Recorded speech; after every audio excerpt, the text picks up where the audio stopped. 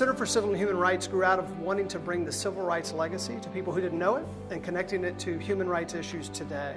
And so during the design competition, we wanted the architecture to be a part of the storytelling. We would have meetings at the very beginning phase of the project with the architect, where Phil Freelon and his colleagues would be around the table to hear from the exhibition designers, the exhibition storytellers, what stories we wanted to tell within the Center for Civil and Human Rights. So the design really had two meanings. One, two hands, cupping something very important, and also creating a space for action, like a plaza or a park that you see civil and human rights activities take place in. The geometry on the exterior facade is out of this world. The architect and ourselves coordinated that in great detail, and we gave the illusion of a curved facade when in fact these are segmented panels around the entire facade.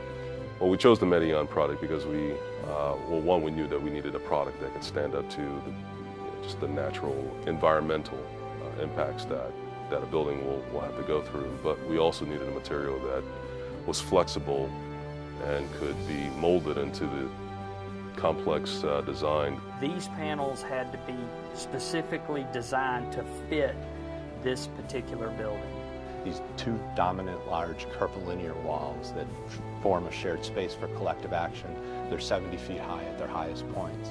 He talked about that as informing the visitor's experience, so that they come into the space, go through the exhibitions, learn, share with the people that they're there with, and hopefully leave changed by it. That seemed like the right concept for us. Very quickly the team felt that this was an appropriate concept to explore.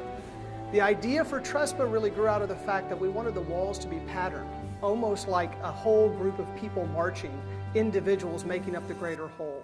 And so Trespa became a very good option when it was presented to us, one, because it could actually allow us to curve the walls, which was an important piece of the design, but also it could be patterned in this really interesting way. From my perspective, what I really got excited about was that it had a lot of design integrity, but allowed us to be quite simple. Pretty quick after that, they came back and we began talking about the materiality that would go on those large curvilinear walls, and Trespa was something that they brought to the table and discussed with us.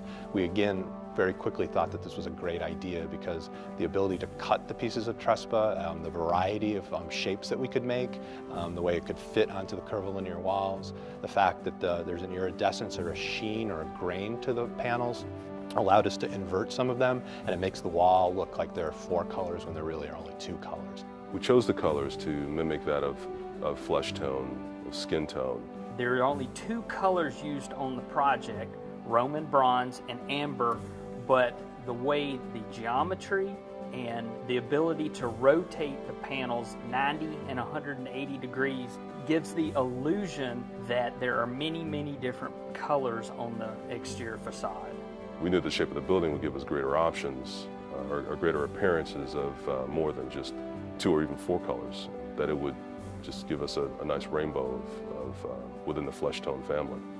We hear visitors being incredibly impressed and telling us that the building itself is part of the experience. So for a number of reasons, the materiality, the variety of how it could work, and then also for the way it fits within the storytelling, just seemed like a right match for us, and we couldn't be more pleased with how it all turned out.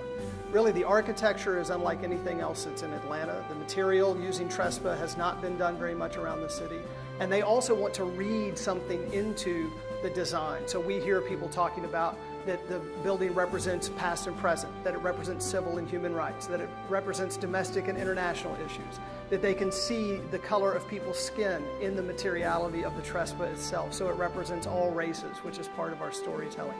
So what I like about it is that visitors are responding and trying to connect the design with the stories that we're telling, and that was always the intent of what we tried to do.